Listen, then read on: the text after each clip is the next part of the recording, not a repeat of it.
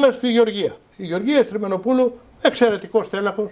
Την ορίζω αναπληρώτρια δήμαρχο το 2024, την ορίζω πρόεδρο της Δημοτικής Επιτροπής, την ορίζω και αντιδήμαρχο εξυπηρέτηση του πολίτη, μοναδική αντιδημαρχία, ειδικά για τη Γεωργία, γιατί είναι άνθρωπος που εξυπηρετεί τον κόσμο. Και ανταυτού. Και ανταυτού και αναπληρώτρια. Και πήγε και πολύ καλά. Αυτή είναι η εκτίμησή μου. Και τι έρχομαι, είχε μουρμούρα αν θέλει την εξυπηρέτηση του πολίτη ή δεν θέλει. Ήθελε στην κοινωνική πολιτική. Οκ, την κάνω αντιδήμαρχο στην επόμενη χρονιά στο rotation, αντιδήμαρχο κοινωνικής πολιτικής. Και παραιτείται, δεν αποδέχεται τη θέση. Γιατί? Λέγοντας ότι εγώ και ο Δημήτρης δεν θα αναλάβουμε καμία αντιδημαρχία. Μα μου ζήτησες. Πάλι αναπληρώτριες έκανα. Εγώ και ο Δημήτρης. Εγώ ομάδα στην παράταξη δεν έχω. Ναι, γιατί όμως, ποιο ήταν... Εγώ και ο Δημήτρης. Τι γιατί, τι δεν καταλαβαίνετε. Εγώ και ο Δημήτρης. Ωραία. Έξυπνη γυναίκα είσαι, καταλαβαίνεις. Συμπεράσματα δικά σου. Μανολάκης ήθελε να παραμείνει και αντιδήμαρχος τεχνικών υπηρεσιών. Δεν τον κράτησα αντιδήμαρχο τεχνικών υπηρεσιών. Τον έκανα αντιδήμαρχο πολιτισμού. Και λέει, εγώ δεν θέλω δήμαρχη αντιδημαρχία πολιτισμού. Θέλω να μείνω στην αντιδημαρχία τεχνικών υπηρεσιών επειδή την έμαθα καλά. Αυτά τα είπε και σε μένα, τα είπε και στη συνεδρία της παράταξης. Τα είπε και έξω σε εμάς. Ναι. Δηλαδή η αντιδημαρχία τεχνικών υπηρεσιών ήθελε 10 ώρες την ημέρα να δουλεύει, γιατί είναι παντού και στην υπηρεσία και στα έργα. Και η αντιδημαρχία πολιτισμού ήθελε 2-3 ώρες και ιδίως το καλοκαίρι που είναι οι εκδηλώσεις. Στις 10 ώρες είχες χρόνο να ασχοληθείς. Είχες χρόνο να ασχοληθείς. Και στις 2 ώρες του πολιτισμού δεν είχες. Τα συμπεράσματα δικά σας, χαρά. Ναι, εσείς γιατί τον αλλάξατε όμως?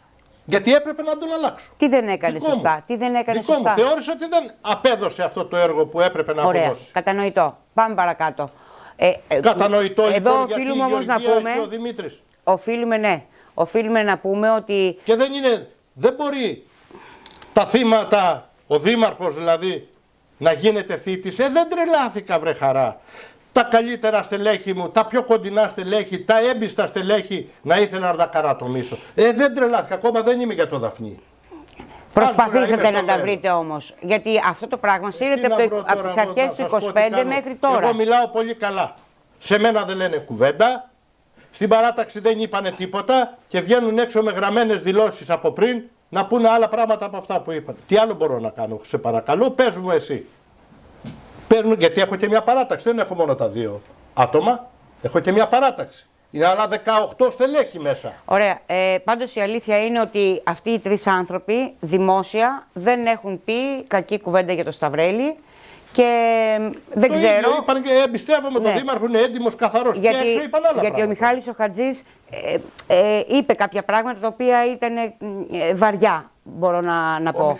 Αλλά αυτοί οι 3 άνθρωποι δεν είπανε. Είναι κάτι. Μια άλλη περίπτωση ο Μιχάλης ο Χατζής. Και συγγνώμη, εδώ πρέπει να πω έτσι, κάνοντας και λίγο το συνήγορο του διαβόλου, ότι και στο Δημοτικό Συμβούλιο, ενώ όλοι περιμέναμε τώρα μια άλλη συμπεριφορά και κάπως να διαφοροποιηθούν, και η Γεωργία η Στριμενοπούλου στήριξε όλες τις αποφάσεις, ό,τι προτείνατε τέλος πάντων.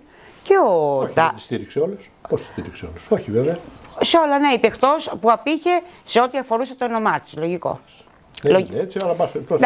Δικιά μου άποψη. Για το Μιχάλη